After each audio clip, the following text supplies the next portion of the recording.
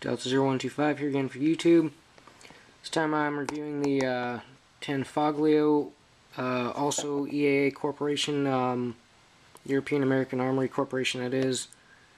Witness polymer, I believe it's the standard size. This is basically their sport line model of their Witness series. Move the firearm aside. Comes with your weird little trigger lock thing, which actually comes in its own box for some odd reason, right here.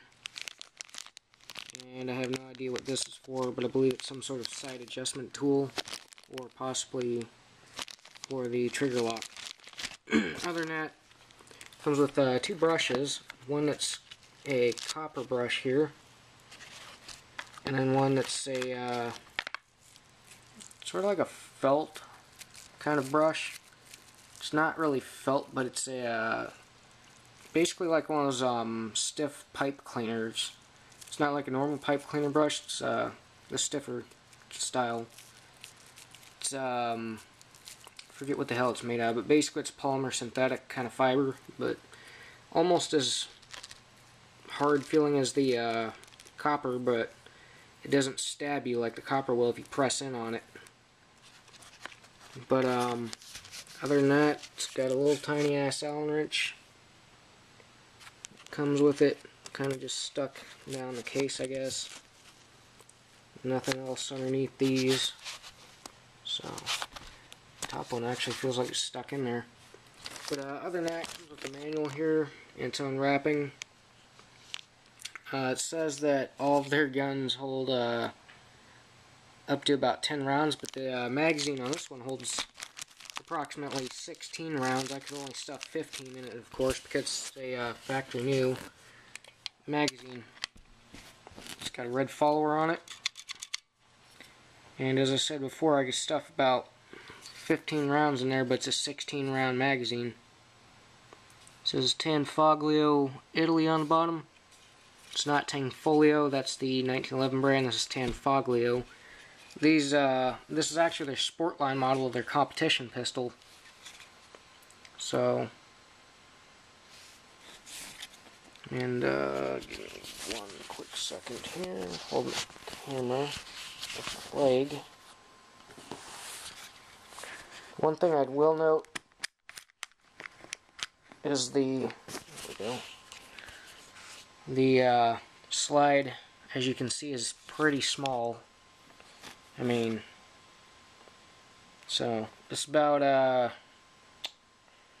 let's say about the width of a 45 ACP round from the bottom to the top right here, right before the sides, or the sights. Yes, the sights. About the size of a 45 ACP or 50 AE round from the bottom to the top of the slide here, and then you got the sights on top. But as you can see, it's got stainless steel spring guide rod, recoil spring guide rod, stainless steel barrel, and it's actually got a breech lock system to make it accurate.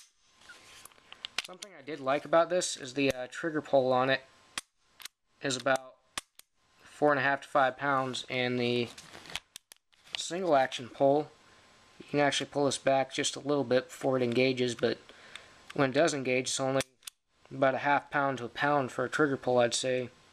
Maybe 1.5 pounds at most. You could put this on half cock like the M9 or 92FS series or the Beretta PT92 series.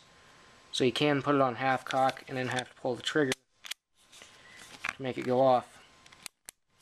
This is a single action, well, double action, single action, double action pistol. So, oh, and it's got a rail on the bottom here, a 2-slot Picatinny rail. But my Nebo tactical flashlight that has strobe feature fits on there pretty well. But the gun actually feels almost the same weight as a Glock. I want to say 17, but it feels lighter than that. It feels more like about a Glock 19. But has a manual safety right here. At first, it's hard to press up and down, but after a while, it gets easy. So if you go to pull it out of, say, like a Serpa, and you want the safety on because you got a round in the chamber, you can just Easily push it down as you pull out, like that. Pretty audible. And you can hear, if you listen to it for a while you're messing around with it when you first get it, of course with your gun being empty, you can actually hear the clicks are different.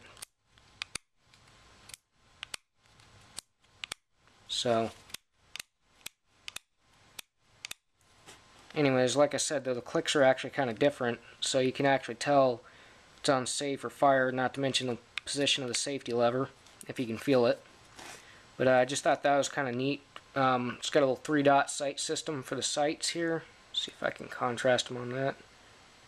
So, there we go. 3-dot sight system. So, like that. But I haven't gotten the range of this with this yet. It's actually kind of weird. It takes the CZ75 style frame with their own little grip pattern, and they put a rail system on that, of course, and it's got like a 1911 style front end for the slide. And then the top of the slide is almost reminiscent of a Sig Sauer and a M9 style for the top of the slide here. The sights are actually kind of, well, not really awkward to use. They're just a weird design. Like the front is almost like an M9 post, and then the backs are sort of like Sig Pro night sights, I want to say. But they took quite a few designs, and then they designed their slide to be a, I think they called it a half slide or something like that, but basically only the top half of the slide comes back, as I showed you earlier. And then of course the hammer, which has a little ring through it. I have no idea why. I guess it's for like a lanyard loop or something, which is kind of weird because a lanyard loop should go on the butt of the gun. But also it's got a beaver tail on it. Serial number on the side, on a little metal thing, whereas a Glock would be on the bottom right here. But I mean, factory new for $365 wasn't that bad of a deal for a polymer frame gun. As I said before, holds 16+1 for the capacity. Has right here it has caliber 9x19, and then right above that it's got some little trade marks from EAA. It's got its own trades right here next to the chamber as well. And you got the FT made in Italy and the read owner's manual crap on the side. But I haven't fired this one yet. But it's got a checkered back strap on it, which is not changeable, I don't think. But yeah, for $365, I mean, it was a pretty good deal. And I bought a 100-round Winchester white box 115 grain bulk pack for this, for when I do take it to the range. But that was $34, of course. But I only bought one at the time. I should have bought two, now that I think about it. However, my biological father gave me these Winchester Personal Defense 9mm 115 grain jacketed hollow points, which there's 18 in the box. He only used 2 of them so far. But like I said, those are 115 grain. They're not plus P loads. By the way, something that's weird in the manual is it states that this cannot handle plus P ammunition. But thinking about actually keeping this one in my collection for a while, but I don't know, that depends on how well the accuracy is when I'm shooting it. But yeah, what was I going to say? I got Blazer 115 grain to test out with it, aluminum cased rounds, which haven't been on the market for quite a while. And like I said, I got the Winchester white box 115 grain, so they're all the same weight of ammunition, just different brands. As a matter of fact, they're right here. Blazer, and I got the Winchester sitting there, and the Federal. And like I said, it's a new pistol that I got to bring to the range.